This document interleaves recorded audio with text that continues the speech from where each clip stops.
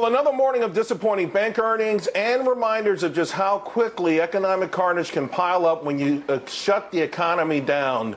But markets continue to also exhibit some spunk and attract buy on dips, even on bad news, folks. So what's motivating these markets? I want to bring in Money Map Press, their chief investment strategist, Keith Fitzgerald, and Point View Wealth Management's David Dietze.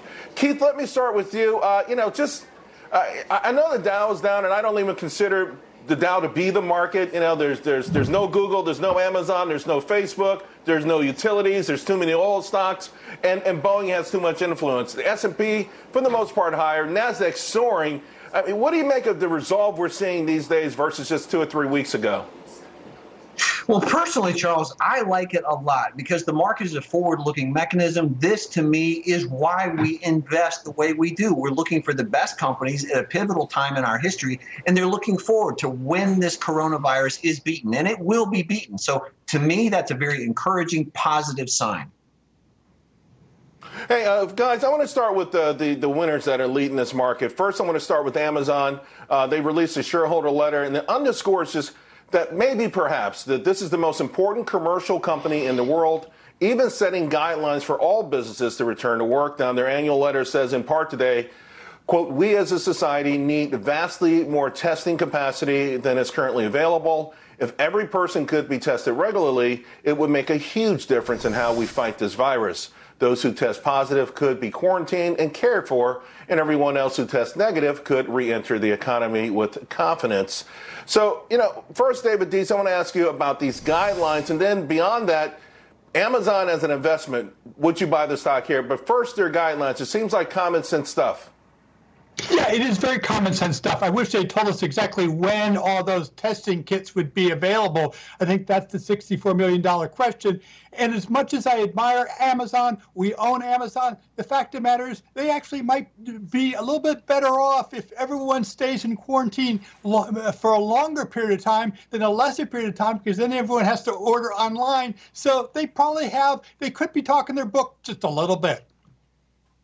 Just a little bit. Keith, same question to you. Amazon in the last 24 hours got 3 upgrades, 1 price increase.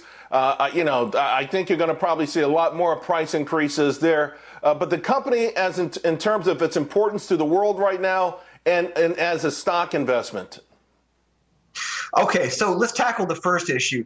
I think that one of the big questions for me about the guidelines is whether the virus is biphasic, meaning it comes back. The other thing is that we don't know from our testing, from the data, whether the virus is asymptomatic or symptomatic in most people. So yes, we need to test. Yes, they're on the right track, but it may not be the panacea that we think.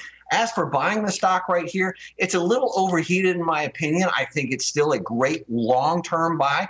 I'd simply change up my tactics. I'd decrease the size of money I'd put at risk. I'd dollar cost in. I'd go with a mutual fund that maybe has Amazon as a holding. There's no need to fear or to invest based on FOMO rather than solid fundamentals. Another stock that's benefited greatly during the coronavirus shutdown has been Netflix. Goldman, in fact, today upped their target to $490 a share from $430. By the way, the company is going to report next Tuesday. Keith Fitzgerald, I want to get your thoughts on that. The Disney news last year knocked the stuffing out of Netflix, but all of a sudden, it's hotter than ever.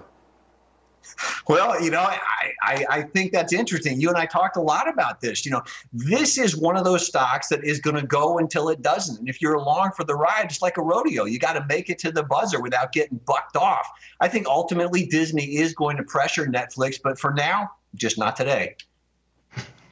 Hey, real quick, guys, I want to ask about bottom fishing. Bed Bath & Beyond up 20%. They reported their earnings. It was actually a pretty good number. They're getting some traction on digital. David Dietze, one of the things I like about it, this is the first earnings report under the new CEO who came in and essentially got rid of everyone.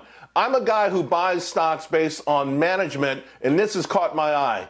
Is it too oversold, and is there anything that's oversold like this that you're watching? So, I couldn't agree with you more. I like the new management coming in. Of course, they don't own the problem, and therefore they can be far more direct in dealing with it. My only concern is right here we have a historic opportunity to take advantage of a lot of stocks thrown overboard because of a virus that all healthcare experts say is not going to last forever. Unfortunately, some of these brick and mortar plays have had problems now for years, and I'm not sure that when the virus finally settles out, Bed Bath & Beyond is going to be a winner. It is certainly cheap. I would go with the travel and leisure industry, and I'm going to give you one name right here, Restaurant Brand International, Popeyes, Burger King, and also Tim Hortons Donuts. That's something where people are not going there because they're buried in their homes and their caves. This too shall pass. You got a 5% dividend. You're down by 50%. That looks like something to take advantage of this opportunity here. All right, they'll still have that hot Popeyes chicken sandwich. Keith, David, you're two of the best friends. I appreciate this, the information we have for the subscribers, for our viewers here.